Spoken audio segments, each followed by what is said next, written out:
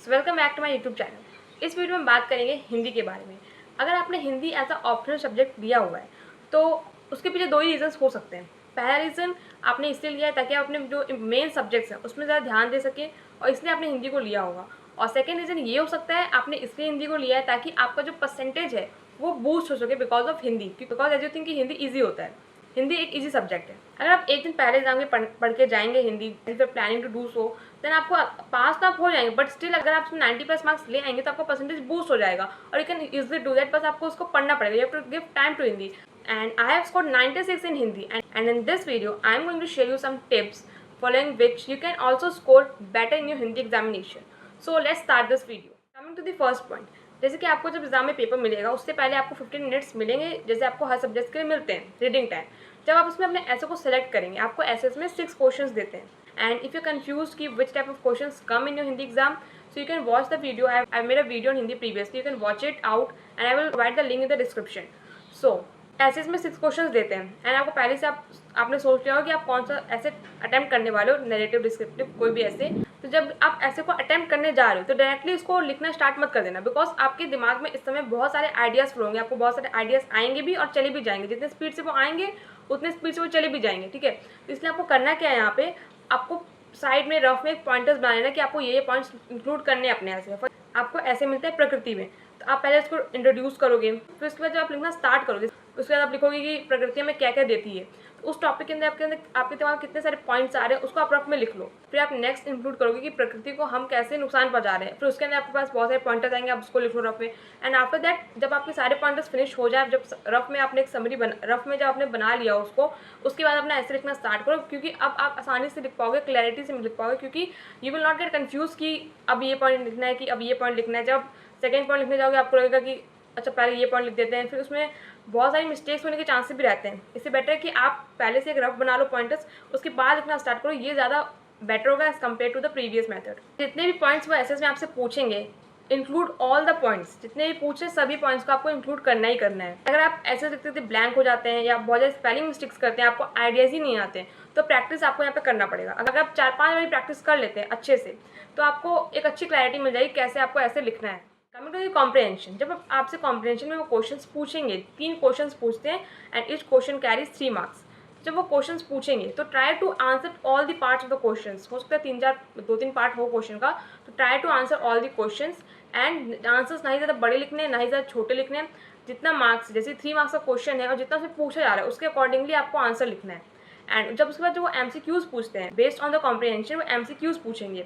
वो MCQs जो होते हैं उतने भी हार्ड नहीं होते, पर वो ट्रिकी होते हैं। तो अगर आप फ्रेशर की तरह उसको अटैम्प्ट करने चले जाओगे सिर्फ एग्जाम वाले दिन, तो बहुत ज़्यादा चांसेस है कि आप उसमें सिली मिस्टेक्स करेंगे।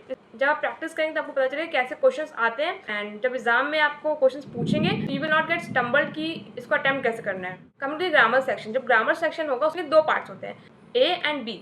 ए में तो सारे ग्रामर वाले क्वेश्चन ही होते हैं, I have talked about this in the previous video. And जब बी में होते हैं वो सारे मुहावरे वाले क्वेश्चन होते हैं, मतलब 5 मार्क्स का सिर्फ मुहावरे ही आता है। सो आपकी बुक में if you following any book, जैसे कि हो सकता है 200-300+ मुहावरे दिए हो, सो आपको एक दिन पहले से बैठ के नहीं रन करना है। आप अभी से स्टार्ट कर सकते हैं, रोज़ 5 मुहावरे याद करेंगे तो लास्ट तक बहुत सारे मुहावरे आप याद कर लेंगे। मुहावरे ज़्यादा हार्ड नहीं होते हैं क्योंकि बहुत सारे आप सुनते आते ही होंगे और उतने भी ज़्यादा कंफ्यूजिंग नहीं होते हैं। तो अगर आप 5-5 करके रोज़ पढ़ेंगे और जितनी भी आपकी टेंडेंसी हो आप रोज़ पढ़ सकते हैं, तो ऐसे करते करते आप लास्ट तक कर लेंगे and 5 marks will be in your hands. ऐसे करके आपका हिंदी लैंग्वेज पूरा सेक्शन कंप्लीट हो जाएगा। Coming to the Hindi literature part, तो जब भी आप हिंदी लिटरेचर में सबसे इंपॉर्टेंट चीज़ ये होगी कि आप जो भी चैप्टर पढ़ रहे हैं, जो भी पोएम पढ़ रहे हैं, राइटर्स का नेम और पोइट्स का नेम आपको आना चाहिए और हर एक चैप्टर और पोएम का नेम भी आपको याद होना चाहिए। साथ ही साथ जो भी चैप्टर और पोएम का टाइटल दिया हुआ है उसको जस्टिफाई करने भी आपको आना चाहिए। ऐसे क्वेश्चन पूछे जाते हैं एग्जाम में कि शीर्षक मतलब टाइटल जस्टिफाई करना होता है आपको कि शीर्षक की सार्थकता को स्पष्ट करिए। ऐसे क्वेश्चन को पूछते हैं एग्जाम में। सेकेंडली वो ये भी पूछते हैं इस स्टोरी का या इस पोएम का राइटर कौन है। तो जितने भी पोएम्स हैं, चैप्टर्स, सबके टाइटल को आपको जस्टिफाई करना आना चाहिए और सभी चैप्टर्स का अल्टरनेटिव टाइटल भी आपको याद होना चाहिए। हो सकता है वो उस पर भी क्वेश्चन पूछ लें और उसको जस्टिफाई करना भी आपको आना चाहिए कि अगर इसका ये अल्टरनेटिव टाइटल है तो आपको क्यों लगता है कि अल्टरनेटिव टाइटल हो सकता है। Like that they can ask the questions, but title में तो क्वेश्चन आता ही आता है कि इस कहानी के शीर्षक की सार्थकता स्पष्ट कीजिए, ऐसे क्वेश्चंस आते ही हैं। एंड सेकेंडली और क्वेश्चंस कैसे आ सकते हैं, किसी भी चैप्टर के उद्देश्य को पूछ सकते हैं या किसी पोएम के उद्देश्य को पूछ सकते हैं कि इसके पीछे लेखक का, इस चैप्टर के पीछे, इस पोएम के पीछे लेखक का क्या उद्देश्य था। और वो सेकंड क्वेश्चन क्या पूछ सकते हैं कि संदेश क्या देना चाहते हैं इस कविता से या इस चैप्टर से, लेखक क्या या लेखिका क्या संदेश देना चाहती है, या कवित्री या कवि क्या संदेश देना चाहते हैं, ठीक है। ऐसे क्वेश्चन भी पूछ सकते हैं उद्देश्य में, संदेश में। And the third point is characters. वहाँ पे आपको कैरेक्टराइजेशन करना आना चाहिए हर एक चैप्टर्स का, पोएम्स का, ड्रामा का। जो भी ड्रामा फॉलो कर रहे हो उसके ऊपर भी क्वेश्चंस आते हैं कैरेक्टर्स के बेस में, तो कैरेक्टर्स में भी क्वेश्चन आते हैं। फॉर एग्जांपल अगर चैप्टर दासी की बात करें तो उसमें वो बोल सकते हैं कि इरावती, फिरोजा, बलराज, तिलक, अहमद, इन सब के ऊपर भी वो कैरेक्टर्स पे क्वेश्चन पूछ सकते हैं। Like this is for example, ऐसे वो हर चैप्टर्स के ऊपर क्वेश्चन पूछ सकते हैं। और जब भी आप कैरेक्टर्स को तैयार कर रहे हो तो try to prepare 6 points. 6 points तो आपको आने ही चाहिए while you are writing for characters, ठीक है। And specially when it comes to drama में एक क्वेश्चन कैरेक्टर्स के ऊपर आता ही आता है, ठीक है। जैसे कि इस ईयर 2026 में मलिका के कैरेक्टराइजेशन पे क्वेश्चन आए थे, ठीक है। मलिका के चरित्र चित्रण में क्वेश्चन आया था इस साल, ठीक है, 2026 में। तो नेक्स्ट ईयर भी ऐसे क्वेश्चन आएंगे और ये क्वेश्चन डेफिनेटली एक क्वेश्चन कैरेक्टर से आता ही आता है ड्रामा में, ठीक है। आई फॉलो द बुक आषाढ़ का एक दिन, उसमें तो क्वेश्चन आता ही है कैरेक्टराइजेशन में। एंड सारा कास्ट में भी आई हैव सीन कैरेक्टर के बेसिस पे एक क्वेश्चन आता है, ठीक है। So if you preparing the point 6 points आप प्रिपेयर कर रहे हैं, जैसे कि आप जब 6 पॉइंट्स लिखेंगे, पॉइंट 1, पॉइंट 2, पॉइंट 3 ऐसे करके लिखेंगे, तो सिर्फ पॉइंट्स लिखने से नहीं होगा, आपको उसको एक्सप्लेन भी करना पड़ेगा और टेक्स्ट से लेके लाइन्स को एक्सप्लेन करना पड़ेगा। अगर आपको लगता है मलिका कोई कैरेक्टर ऐसा है तो आपको क्यों लगता है कि वो मलिका कैरेक्टर है, तो आपको टेक्स्ट से लेके उसको एक्सप्लेन करना पड़ेगा। तो ऐसे करते करते आप 6 पॉइंट्स लिखेंगे वहाँ पे। ये हो गया कैरेक्टर्स के ऊपर। सेकेंडली वो आपको सोशल इश्यूज़ में भी क्वेश्चन पूछ सकते हैं, जैसे कि अगर आउटसाइडर कहानी में वो पूछ सकते हैं कि वुमेन्स की पोजीशन, वो भी एक क्वेश्चन हो सकता है एज अ क्वेश्चन। कोई भी चैप्टर आप पढ़ रहे हैं और कहीं भी आपको लगता है कोई भी सोशल इशू डिस्कस हो रहा है, लेकर कोई सोशल इशू की तरफ हिंट कर रहे हैं, तो आपको उसके बारे में थोड़ा सा नॉलेज होना चाहिए, because they can ask it as a question, ठीक है। और जब भी आपको वो क्वेश्चन ऐसे कोई पूछ रहे हैं तो आप क्वेश्चन को अच्छे से पढ़ो और उसके हर एक पॉइंट को आपको आंसर करना है। जितने मार्क्स का क्वेश्चन है आपको उतने ही मार्क्स का वहाँ पे लिखना भी पड़ेगा। एंड द पॉइंट 4 इज कि जब भी आप पढ़ रहे हैं, कोई भी चैप्टर पढ़ रहे हैं, एंड स्पेशली जब आप ड्रामा पढ़ रहे हैं, आपको पता होना चाहिए कि वक्ता कौन है, श्रोता कौन है। ये तो क्वेश्चन आते ही आते हैं कि वक्ता कौन है, श्रोता कौन है, ड्रामा के बेसिस पे। एंड जो सेकंड थिंग है वो ये क्वेश्चन आता है कि संदर्भ मतलब होता है कि किस रेफरेंस में बातें बोली गई हैं। जब वो रेफरेंस टू कॉन्टेक्स्ट में क्वेश्चंस देंगे ड्रामा में, तब आपको वो कुछ लाइंस दे देंगे या कोई पैराग्राफ दे देंगे ड्रामा से, ठीक है। फिर बोलेंगे कि ये जो लाइन्स है, ये जितनी पंक्तियाँ ये किस संदर्भ में बोली गई है, ठीक है, मतलब किस रेफरेंस से बोली गई है, जब बोली गई तब सेटिंग क्या था, बैकग्राउंड क्या था, ऐसे क्वेश्चंस पूछेंगे। तो आपको वो भी लिखने आना चाहिए, तो इसलिए आपको ड्रामा को थोड़े अच्छे से पढ़ना पड़ेगा। And when you are studying, कोई भी आप चैप्टर पढ़ रहे हैं, कोई भी पोएम पढ़ रहे हैं, कोई भी ड्रामा पढ़ रहे हैं, तो उनमें जितनी भी लाइन्स हैं सबकी मीनिंग आपको पता होनी चाहिए। ये नहीं कि आपको कोई पैराग्राफ समझ में नहीं आ रहा है या कोई लाइन समझ में नहीं आ रही है उसको आप छोड़ देना, ऐसा नहीं करना है, बिकॉज एग्जाम में यू डोंट नो कि कौन सी लाइन से क्वेश्चन आ जाए, ठीक है।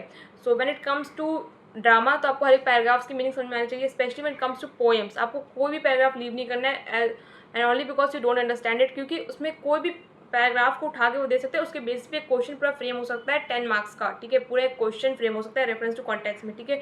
तो कोई भी पैराग्राफ आपको छोड़ना नहीं है। And if you are struggling in any lines, any chapter, you can comment it down and I will try to help you out. और जितना ज़्यादा आपका कंटेंट अच्छा होगा, टेक्स्ट से आपने लाइन्स ली होंगी, टेक्स्ट के बेसिस पे समझाया होगा, कीवर्ड्स इंक्लूड किए होंगे, जितना अच्छा आप वहाँ पे कंटेंट अपना बनाएंगे उतने ही अच्छे आपको मार्क्स भी वो देंगे, ठीक है। And one more thing is, जब भी आप कोई क्वेश्चन को स्टार्ट करें हिंदी में, लाइक द स्टार्टिंग लाइन आपकी कैसे होनी चाहिए। फॉर एग्जाम्पल क्या निराश हो जाकर चैप्टर लेते हैं और अगर उसका कोई क्वेश्चन आएगा तो आप उसको स्टार्ट कैसे करेंगे, ऐसे ही आप हर एक चैप्टर्स के लिए फॉलो करेंगे।